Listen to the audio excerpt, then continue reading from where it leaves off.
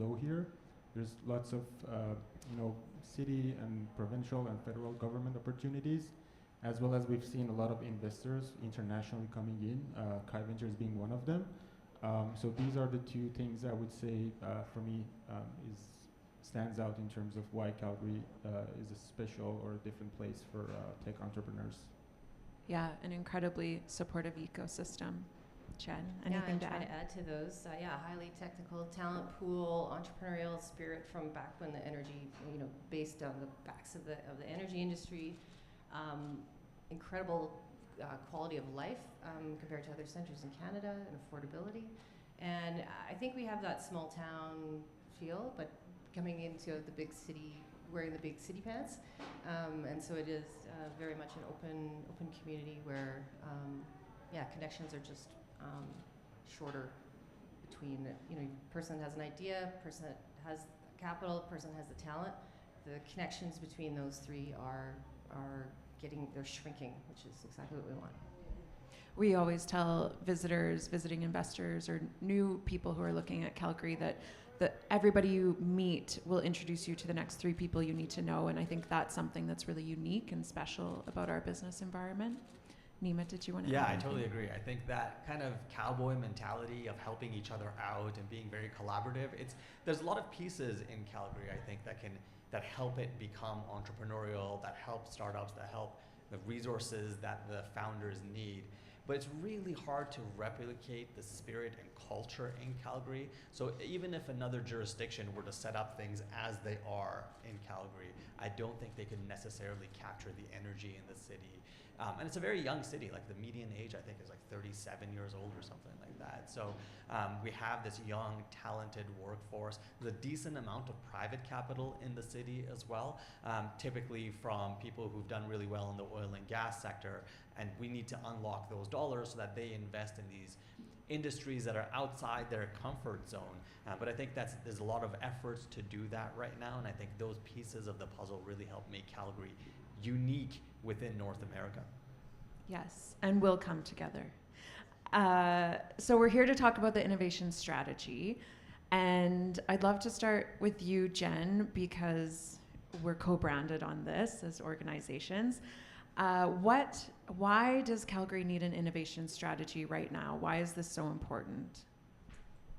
I think being able to provide infrastructure that entrepreneurs, investors, people looking to work in tech, corporations can feed into seamlessly or barrier-free is the most important thing that we can do. We have infrastructure here at Platform that helps people connect and engage and build cool things. And so I think that's the most important thing, is formalizing pathways that are highly visible and highly accessible for any one of those for stakeholders to access and connect. Nannette, would you like to add from your perspective? Well, Jen got it. To me, being able to streamline all these different initiatives, allowing us access to each other's networks, makes a huge difference, right? And so I'm looking at one of our graduates from the ETC, so VL Energy as an example. So VL Energy is now working in the ag space. So how do I transfer that information over to another group within the ecosystem? I think a centralized strategy with a hub and spoke model is the right strategy in order for us to advance faster.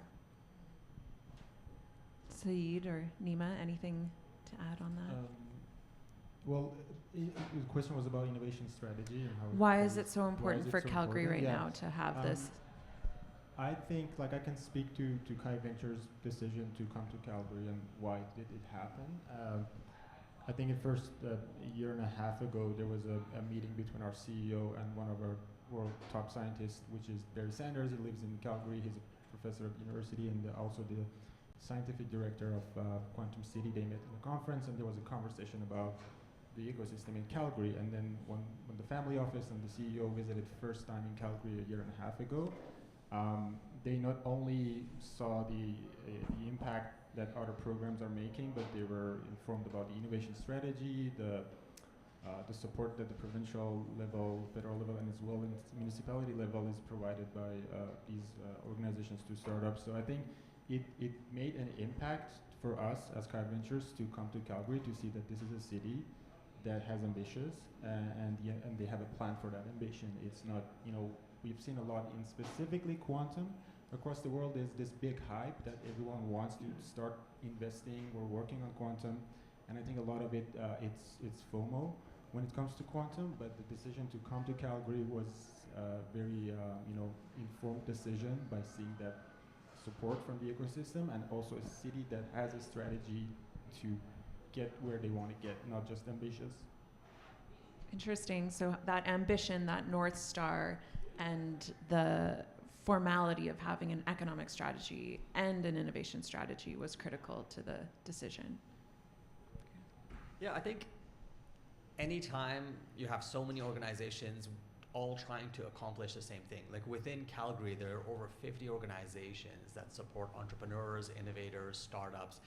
Without a cohesive central strategy, everyone is just firing off in different directions, hoping to get lucky. And I think having the strategy that one group leads, but does it in a collaborative way so everyone can contribute to that strategy and what they see as the future of the city is essential, because then everyone has this North Star to work towards. This is what we're trying to accomplish as a city. These are the important things that we're trying to deliver on, and how can I or how can my organization deliver on that specific goal? And I think without that central guiding thing, it would be challenging. So it is essential to have a strategy. Yeah, just to add, totally agree. It reduces duplication, and it also makes it a heck of a lot easier for an entrepreneur to navigate the resources that are in front of them. Yeah.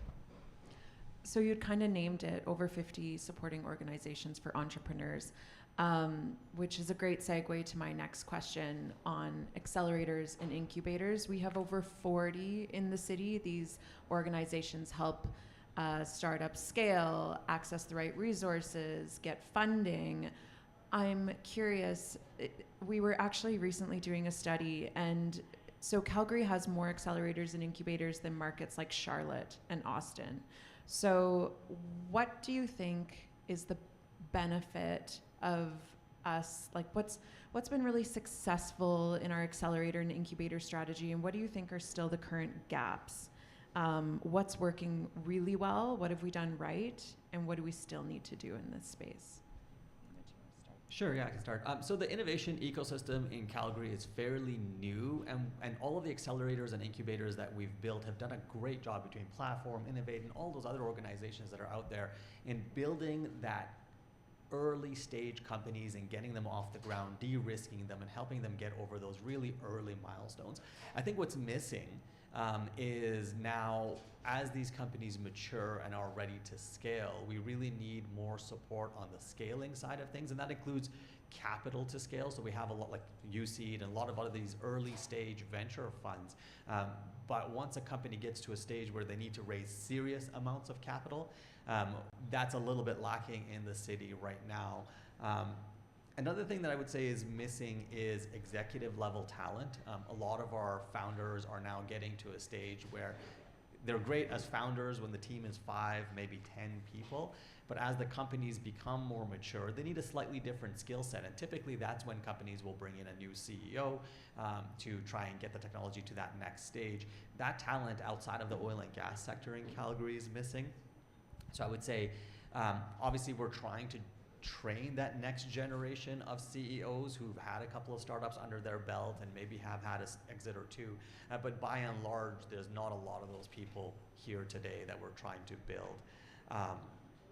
And then I think the one thing that I would say we really need to be doing better at collectively is just getting the message out there. Calgary is an amazing city. Every time I talk to people from all parts of the world, tell them about the resources that are available here, they're blown away. They're like, how come we've never heard of this? How come we just didn't know about that these resources existed? And it's a tough message. I mean, I think we're starting to make some gains there, but I think we all need to do better in terms of getting the message out there.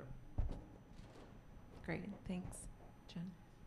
Yeah, I agree with you, Nima. Like we're all drinking the Kool-Aid here and in a bit of a bubble in our own world. I think how we measure up where we're benchmarked globally is we're still very much in the early stage of activation as a tech sector here in Calgary. So if you compare us to Kitchener-Waterloo, let's say they're like 10 years ahead of where we were.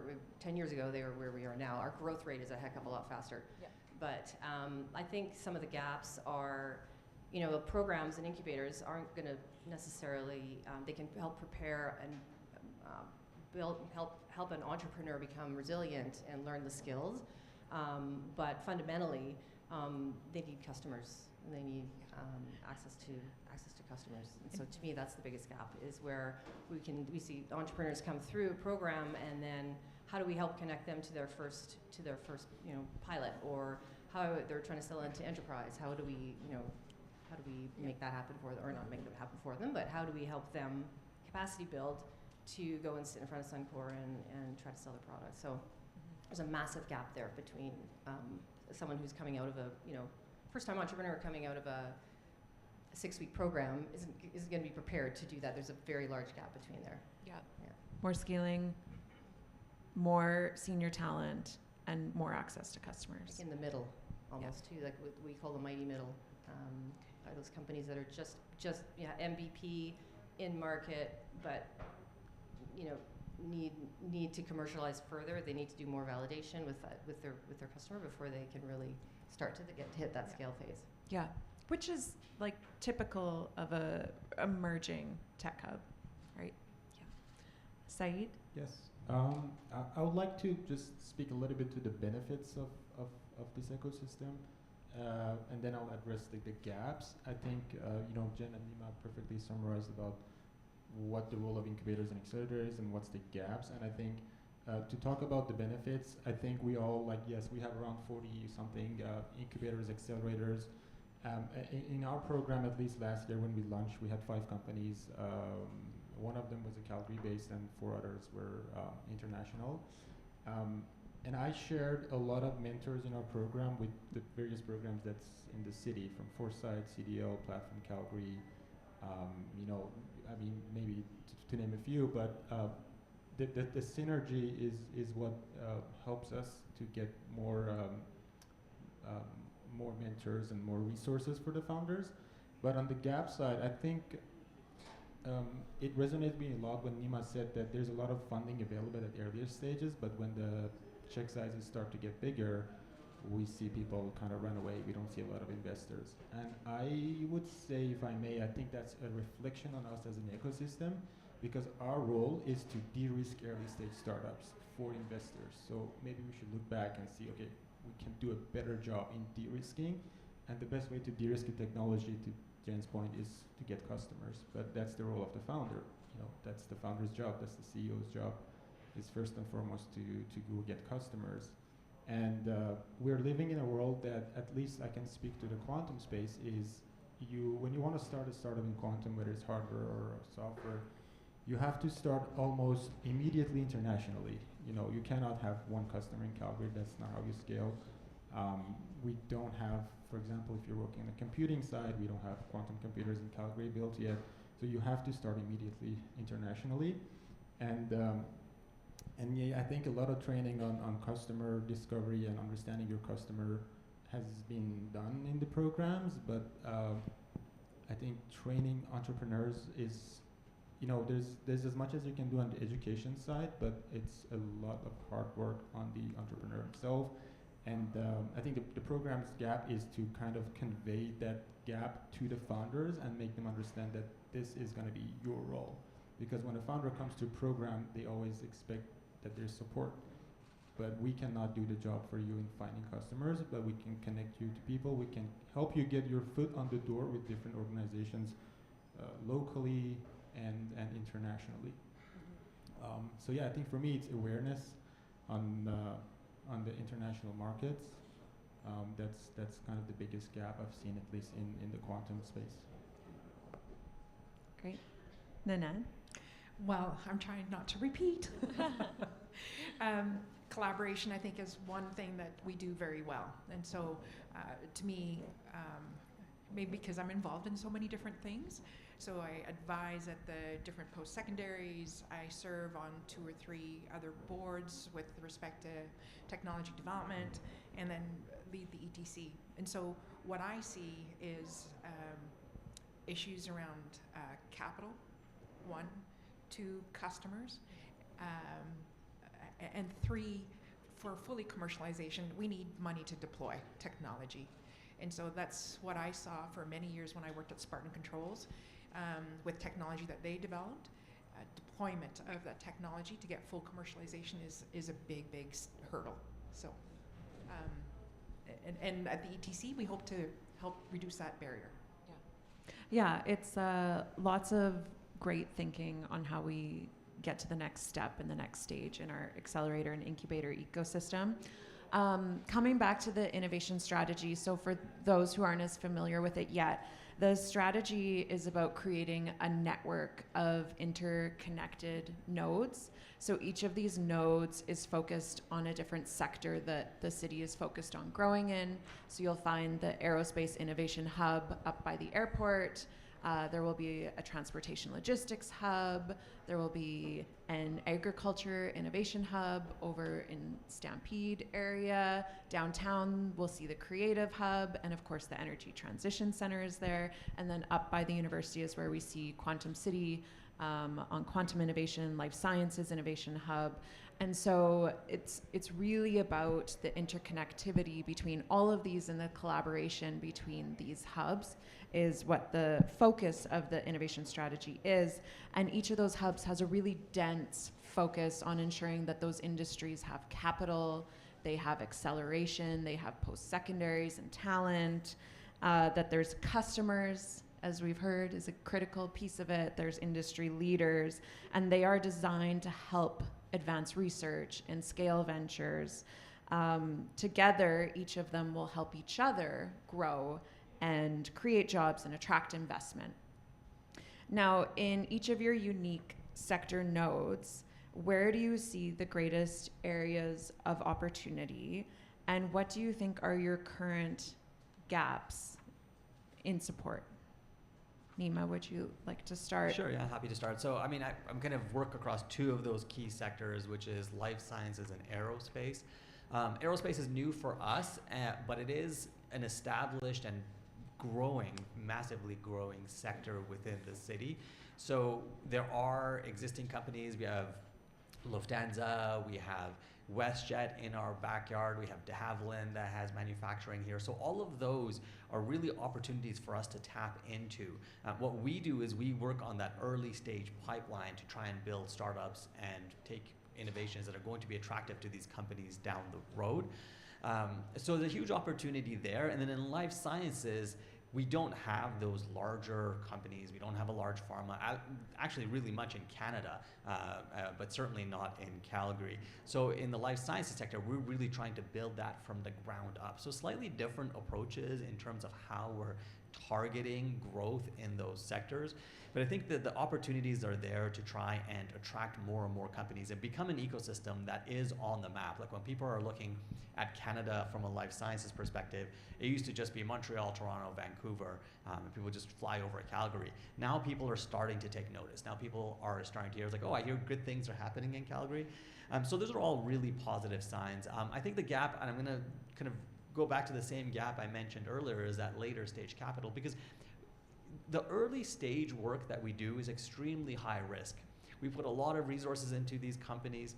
Many of them may not be around tomorrow, and that's okay. That's just a natural cycle of startups. But for those that are successful, after all of the resources that we've deployed, there's a real danger of these companies moving to a different jurisdiction. They've already been de-risked. They've had millions of dollars invested in them, and we lose out on that investment because we don't have the next phase of capital that they need to grow and succeed. So I think as an ecosystem, what we really need to try and attract more is those bigger VCs. And there's Alberta Enterprise Corporation. There's some provincial and the federal budget apparently as well that was released yesterday, some potential new programs that are going to be developed to try and attract that, because it is a recognized gap within what we do here in the country. Yeah, 45% of capital in our venture ecosystem in Calgary today comes from outside of the country, which is relatively on par with the rest of Canada too. It's just not a market where you tend to find those later stage investments and larger leads investors. While we're on the topic of Life Science Innovation Hub, because it is one of the most established and longest running innovation hubs, what are some technologies that have come out of there that are particularly exciting? Yeah, we've had a couple of companies that are like super amazing. Like we've had a couple of neurosurgeons that started 3-4 years ago now that were developing an absorbable stent that could be implanted after an aneurysm. So that technology, and to think, I mean, if you understand the medical device development pipeline, it takes many, many years. They came into the Life Sciences Innovation Hub with essentially nothing but an idea, and already have their stents now in patients. So they are doing clinical trials in humans. Another cool company that we've incubated in there that's doing quite well is Biomimir. They're developing, it's essentially regenerative medicine for wounds and wound healing. So they're developing scaffolds and proteins that can be embedded in wounds to help with healing. So lots of cool health-related technologies. But when we say life sciences, we also mean ag, we mean vet med, we even mean energy companies. Like we have a company that we're incubating in there that's turning biomass into biofuels. And so they have this proprietary technology that uses a ton of hydrogen, which would be really challenging to do in a facility that wasn't able to accommodate that. Hydrogen's explosive, so to be able to accommodate that level of hydrogen. But our labs are really quite unique. And so they can develop their technology here, and they have a pilot scale and a demo scale plant out in Europe. Nice. Cool. Jen, what do you think are the greatest opportunities in front of Platform right now, and perhaps biggest gap in your ability to support? Yeah, I mean, I think one thing I was thinking about our role in within the innovation strategy, and if you can indulge me in an example. So has anyone been to the Kananaskis Visitor Center? Driven out there? I'm going to go out for a hike. And you go in, and there's some amazing human, and they say, "Oh, well, how far do you want to go on your hike? And what is your fitness level? And how many people are with you? And what are you interested in?" And then you give them this information, and then they say, "Okay, great. Here's a hike you should take. And oh, by the way, at kilometer 3, you should stop and take a picture here, or you should have your lunch here. And oh, watch out for kilometer 5 because there's a scramble you need to get through, whatever." And so I see our role. This totally isn't answering your question, by the way, but I see our role, our responsibility within the innovation strategy is to know and have deep understanding of all the nodes, and have those relationships with the corporations that are working in the space, with the talent and the nuance of the talent requirements that are needed for each of those nodes, the investors that have theses in each of those nodes. And so for us to be able to connect, we need to be like wayfinding, like on steroids, and that's clearly our role in the strategy. So that did not answer your question. No, it did. You're the connector. Yeah. That's your greatest opportunity. Yeah. Oh, thank you. Yeah, that is. Nice summary. That was good. Saeed? Opportunities? Greatest opportunity Yeah. for you in the quantum space, Yeah. and your current greatest challenge or gap. I think I start with the challenge is, let's be real.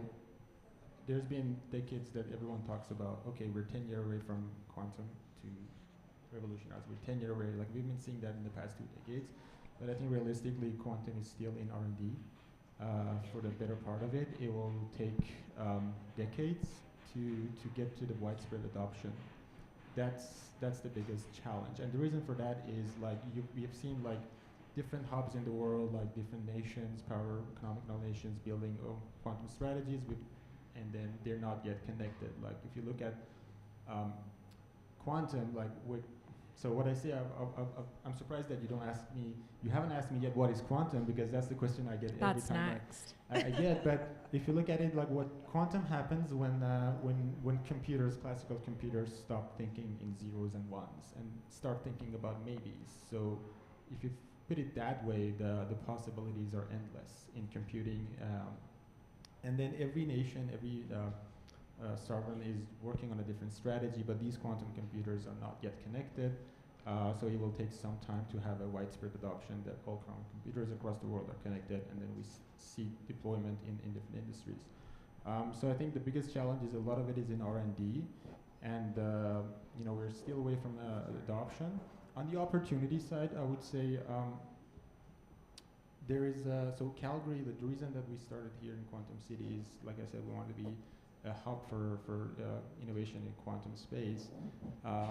It's less about what there are opportunities for Calgarian companies like that, or I would say Calgarian innovators who want to start something on with quantum. It's more about bringing international quantum innovators to Calgary to encourage them to set up companies here, right? Or at least see the ecosystem, find customers, find different industries to go to talk to. And like, I'll give you an example of last cohort that we had. We had 5 companies, like I said. One of them was a spin out of university. The 4 other were one from the States, and 3 from across Canada. And so actually 1 from UK, 1 from Korea, South Korea, and then 2 from Canada. But the Calgary companies, like Quantisense, I'm not sure if you're familiar with, but they're a spin out of university. So what they basically are trying to achieve so quantum is essential to high precision measurement, where like usually classically cannot be achieved with classical computers. So they're building a device, a hardware that can detect, like can measure ultra precise and detect like motions, velocities, and all that kind of stuff. There's applications in aerospace with radars, there's applications in defense, and a lot of opportunities in quantum. Like it or not, it's in defense sector, right? It's all these dual use technologies, and I know that Canada is building this nationwide strategy on quantum. We've seen the federal government just announced the budget, whether it passed or not, but they're investing more than 30 billion in defense, and a lot of that is going to be on quantum. So there is opportunities for a lot of, I would say, scientists in the lab that are working specifically on hardware technologies to unlock a lot of that funding, and then tie it to a business problem, and then also start working with an ecosystem provider like Quantum City, Kai Ventures in Calgary. Now, I know you mentioned it's early days and primarily quantum is in an R&D phase, but are there any particular examples of solutions or technologies that you're particularly excited about? Yes, there are countless examples. I just gave the one example of like an actual tangible customers, but we've already been seeing quantum in biological modeling, in drug discovery, in pharma and material discovery. There are a lot of companies that working with quantum computing to faster and more precise come up with neat drug formulas. We've seen quantum in grid optimization, like in energy, specifically in optimization with grid management systems, with ultra precise sensors within the industry, and and also on the financial markets and financial projections. So everything that deals with some sort of optimization that classical computers fall short is where quantum can actually make an impact, and it is happening to some extent, but it's not like widespread across different industries. So thank you. Anytime you need a maybe instead of a yes or no. Yeah. Think about that maybe instead of a yes or no, and then it can be any application. I'm so confused. I know. Like the funny thing I was telling I think to that's the Nima, important part about the whole thing, Jen, is to be confused. Then you go to the experts. Exactly. So I'm a full disclosure. I'm not a quantum scientist or something. I come from clean tech. I was in energy for 5 years. I'm an engineer, right? I'm not a quantum physicist, but I often get asked this question, and every time I provide a different answer about what quantum is, but it's all about endless possibilities. So Endless possibilities. The perfect fit for Calgary.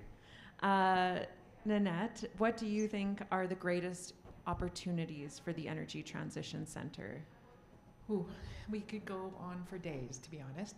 I think because I'm new at this, I would love to have more awareness of what we're trying to achieve at the ETC. And so the thing is, we're trying to advance IP to commercialization. We need more members, so and if anybody needs a space, let me know. And then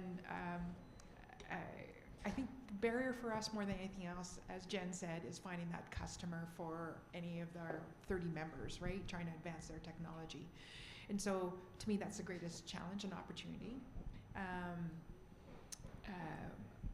Yeah, the challenge and opportunity to me are the same thing. And not to make you pick a favorite child, but of those 30 members that are with you today, Yes. what technology would you say you're most excited about? Ooh, well, I'm going to talk about someone that's actually growing very quickly in our space. And so it's OptiSize. And so they use seismic technology to do subsurface imaging, and they use AI. So to me, they're the fastest growing. They occupy half our space. And they went from, when I first met them 3 years ago at the ETC, there were 3 people. They're now at 20. So they're growing very quickly. They do need some additional customers. And so that's what I'm saying. Deployment is key to them. And they can actually fully grow and graduate from our facility. We've had 2 graduates as well. So we've had Blue Marvel graduate and move to a different space, as well as VL Energy. So again, we're very proud, and that's what we're trying to do, is incubate these different companies to allow them to grow and graduate and move on. It doesn't mean that we don't stay in touch. We still stay in touch with them. We're helping them, supporting those companies by providing interns, as an example. So through our programming. Great, thanks. I'm going to move to a closing thought for everyone, knowing that we only have a couple of minutes left. So if you were to look ahead and you thought about what the most transformative impact that the innovation strategy could have on Calgary in the next decade, what do you think that looks like? Nannette, I'm going to start with you. Well, I'm going to talk about 3 different things, and one of them that I'm seeing more a huge impact is AI literacy, and that's important. And so we've had a couple sessions where we offered a few of our members free AI literacy opportunities. We're hosting the Canadian Fuels Association Innovation Summit in December, so we've got an AI literacy component there, as well as at the end of November is Climate Week, and so we have a full week of different events being offered up and hosted by different groups, from PTAC to Mila to CRIN, etc. And there'll be a piece in there around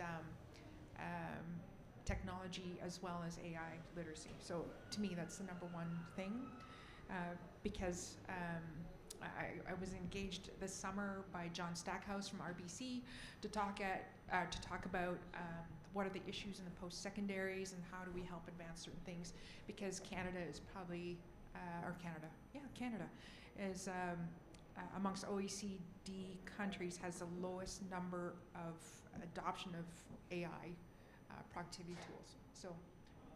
So AI literacy to me is very, very important. Second thing is talent. To me, I look at our schools, so I'm on the Mechanical Engineering Advisory Committee, and last night I heard that there's 286 students in second year mechanical, and they don't have space for all of them. And so we're space constrained at the post-secondaries and academia, and we need to get them trained faster to be able to deploy the technologies that are burgeoning, getting ready to go out. And then the third thing, as we see things moving along, say in data centers, as an example, we're going to be crunched with supply chain. And so how are we going to address that in the future? So those to me are the 3 different things, not related to technology specifically, but they are related to all technology. Yes, and incredibly transformative or enabling for our future. Correct. Mm-hmm. Saeed? What's the question? Your closing thought. Look ahead the next 10 years in the future, and what do you think will be the most transformative impact of Calgary's innovation strategy? What I like about the innovation strategy is that Calgary, it's not that Calgary wants to be just this big tech city, but it wants to be a launch pad, a stepping stone for next generation of entrepreneurs, right? And I think coming back to what Nannette says, it resonate that with me a lot in terms of the talent. And yeah, in quantum specifically, there's this big gap. And I think University of Calgary is doing a great job by launching, so they just hired last year almost like close to 20 new post-grad students in quantum, in different disciplines of quantum. And they have launched a new Master of Quantum Computing, which they take students that are coming from various backgrounds and industries, right? It's educating the talent. At the same time, it's also about one of the opportunities that I think looking forward to it is educating investors, right? Like we have a lot of investors, as Nima was mentioning, that are ready to, give small size checks. But when it comes to bigger size checks or even just technologies that are super deep tech like quantum, there's this gap that Quantum City and Kai Ventures comes into play and tries to, basically expose quantum applications and startups to investors. So it's about educating investors and educating talents and basically people who are going to start running companies. Those are the two things that I really look forward, and I see already signs of that happening. Last year with Platform Calgary and UC, we launched a family office event. We invited all family offices across the city and including our family office in Switzerland to talk about the experience and journey and what led them to step into quantum. And then we had our investor day. We invited a lot of investors, like there was a dozen of them, to meet with our startups. So, and then university is working on educating the talent, right? So it's just the first year. So if we go with the same speed in the next 10 years, I think good things will happen.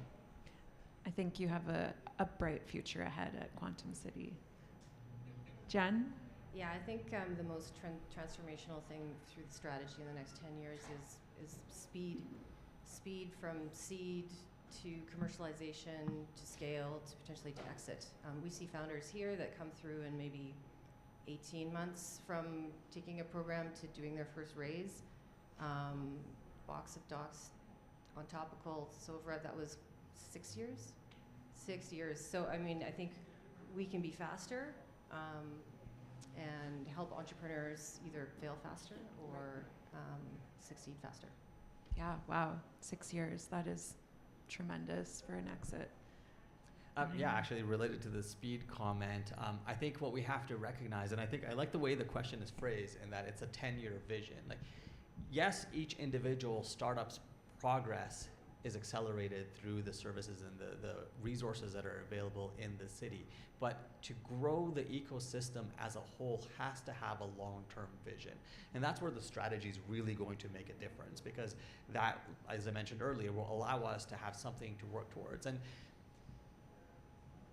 Calgary is where it is today because of the oil and gas sector. We're prosperous because of the dollars generated with the fossil fuel industry. But the reality is the world is moving away from fossil fuels, minus a little dip that we currently have. And we cannot wait until that happens before we start enacting, because all of the changes that we're implementing today have to have that long term. They take a long time to develop. So taking the correct steps now to diversify the economy, to look at sectors outside of the oil and gas sector, whether it's clean tech, quantum, tech, deep tech, all of those things are going to set us up so that when things have transitioned more generally, globally, on a macroeconomic scale, that Calgary is well positioned within that much different ecosystem. So I think the strategy is critical. I think the long-term vision is critical, and I'm looking forward to seeing what things look like in 10 years. I think it's the ability to compete within Canada, within North America, within the global economy. Mm-hmm. Thank you all for your insights and for being key drivers of innovation in Calgary and the innovation strategy.